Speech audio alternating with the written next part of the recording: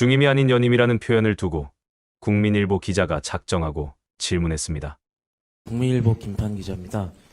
5월 18일 날 연임제 개헌을 발표를 하셨는데 그간에는 개헌 논의에는 선을 그어 오셨고 불과 그로부터 일주일 전인 선관위 10대 공약에도 포함은 안 돼 있었습니다. 일정을 고려한 발표로 이해는 하고 있는데 뭔가 기류가 급변했다거나 기술적인 느낌도 조금 들어서 이에 대해서 질문을 좀 드리겠습니다. 개헌 발표를 갑자기 하시게 된 배경이 조금 더 궁금하고, 두 번째로는 3년 전에는 세계적인 추세라면서 중임제 개헌을 언급을 하셨는데 이번에는 연임제로 표현이 조금 달라졌습니다. 구체적 설명이 부족하다 보니까 국민의힘에서는 공세를 펼치고 있는데 이 차이에 대해서 후보님의 설명을 좀 듣고 싶습니다. 네. 그리고 마지막으로는 선대위에서는 재임중 대통령은 해당이 없다고 누차 강조를 하긴 했는데 후보님의 의견이 궁금해서 여쭤봅니다. 일부에서는 이미 군부 독재 시대는 지났고 재임중 대통령의 연임 여부도 주권자인 국민이 선택을 하면은 가능한 거 아니냐 하는 의견도 나오고 있는데 주권자의 의사를 워낙 강조를 하시다 보니까 이 부분에 대해서 후보님 어떻게 생각하시는지 궁금합니다. 대한민국 정치의 실상을 보면 기본적으로 너무 많이 망가졌다는 생각이 듭니다. 이번 토론 과정도 보면 우리 국민들께서 느끼실 수 있는데 이게 정치란 기본적으로 입장이 다름을 전제를 하고 또 입장이 다른 상대를 존중하고 또 대화와 타협을 통해서 그 입장의 차이를 좁혀가는 것이죠. 그런데 지금은 보면 상대의 주장을 왜곡 조작을 해가지고 억지 소리를 하면서 공격을 해요. 그거는 정치가 아니죠. 그런 걸 우리는 대화가 아니고 시비 건다고 합니다. 싸우는 거죠. 이건 어린아이들이나 하는 행태다, 이 말씀을 좀 드립니다. 연임제는 그런 거죠. 중임이라고 하면 두 번 할 수 있다.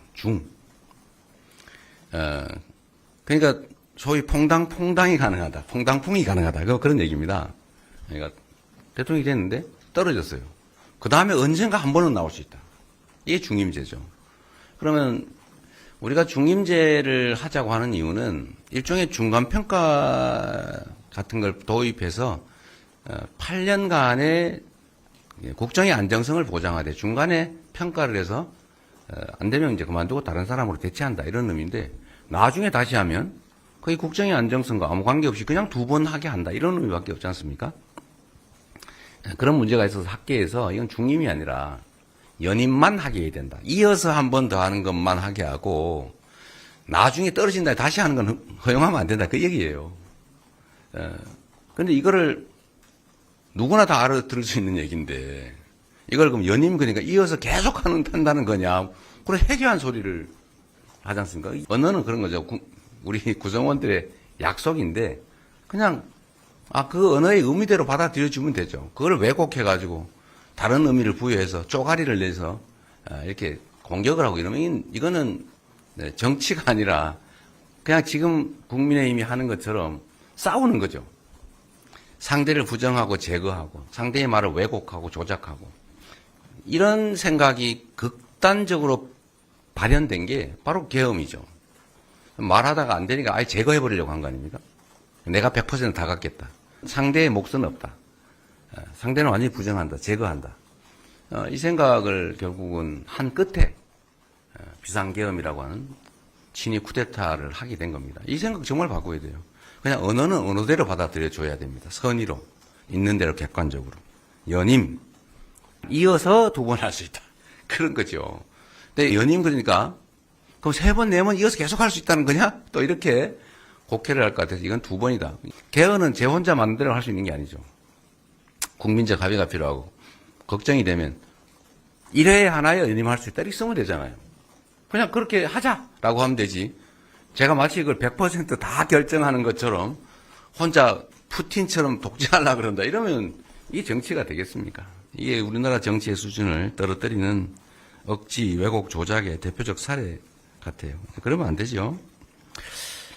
또 한 가지는 갑자기 했냐, 그런 건 아닙니다. 아시는 것처럼 제가 저번에 대선 때도 명확하게 약속을 드렸고 공약했고 그 입장은 크게 변한 게 없어요. 다만 중임이라는 의미가 중간에 특히 미국 사례를 보니까 중간에 띄고 나중에 다시 하면 이게 문제가 생기겠다. 이 세대 교체가 돼야 되는데요. 한번 불신임 받아서 이제 그만해야죠. 근데 나중에 또 나오고 이러면 어떡하겠어요. 이건 세대 변화도 좀 반영해 줘야 되니까 연임 이어서만 하게 하자라고 바꾼 후에 나머지는 대체적으로 전에 제가 입장을 밝혔던 것과 크게 다르지 않습니다. 그리고 내란 극복이 중요했기 때문에 개헌 얘기로 내란 극복 얘기의 본질이 흐려질 것을 우려해서 제가 일단 내란 극복이 먼저다 이 말씀을 드렸던 것이고요. 어쨌든 국민의힘 쪽은 어쨌든 이 얘기로 좀 주제를 옮겨가고 싶었던 거 아닙니까? 여러분이 다 아시는 것처럼 내란 얘기보다는 개헌 얘기로 바꿔서 내란에 대한 관심을 좀 떨어뜨리고자 했는데 저는 그게 우리 국민들의 입장에서 그리 바람직하지 않다고 봤기 때문에 좀 보류를 했던 것이고 가급적이면 이번 대선에서 쌍방이 대체적으로 합의될 수 있는 것은 이번에도 개헌하자는 입장을 명확히 밝혔지 않습니까? 예를 들면 5.18 헌법전문수로 이번에도 한다고 하더군요. 근데 실제로 속마음은 아닌 것 같긴 하지만 두 번째로 4년 연임제, 뭐 국무총리, 국회 추천제 이런 거 크게 이론 없이 합의할 수 있을 것 같고 감사원 국회 이관, 뭐 결선 투표 도입 뭐 이런 것 크게 이론이 없을 것 같아서 좀 개헌을 하자. 단 국민투표법을 개정하지 않으면 국민투표는 사전투표가 불가능하기 때문에 사전투표한 사람은 본투표에 가서 국민투표를 또 해야 되는 그런 문제가 있어서 국민투표법을 일주일 안에 개정을 하자. 어떤 내용이든 받아주겠다.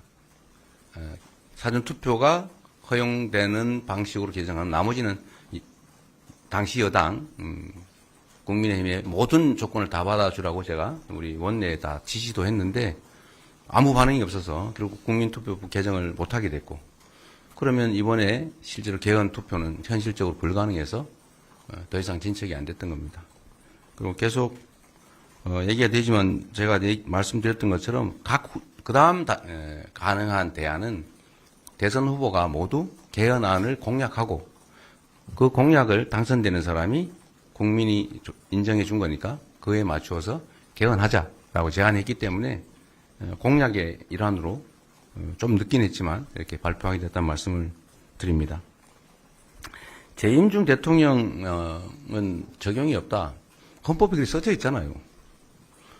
그 써져 있는 대로 읽으면 되죠. 그게 예를 들면 이론적으로는 그런 논란이 있기는 한 것 같아요. 헌법을 개정하면 그 조항조차도 국민이 바꾼다는 뜻이기 때문에 그게 그 개정 당시에 국민의 뜻이라면 그 개정된 헌법에 따르는 게 국민주권주의에 더 맞다. 그럼 왜냐하면 과거의 국민들이 현재 국민들의 의사를 제약하는 측면이 있는데 국민의 의사는 현재 국민들의 의사여야 하는 거죠. 그러니까 학계에서는 그 적용이 없다라고 하지만 정치 도의상 그렇게 헌법에 써져 있는데 그걸 어떻게 쉽게 어기겠습니까? 그건 또 책임의 문제가 있죠. 그럼 저는 어떤 입장이냐? 당연히 국민의 뜻을 존중해야죠. 그러나 저는 이 개헌 당시에 대통령이 헌법 개정을 해서 그 개정된 헌법에 따라서 추가의 어떤 혜택을 받겠다는 걸 우리 국민들이 쉽게 용인하지 않을 거라고 봅니다. 그렇게 쉬운 일이겠어요?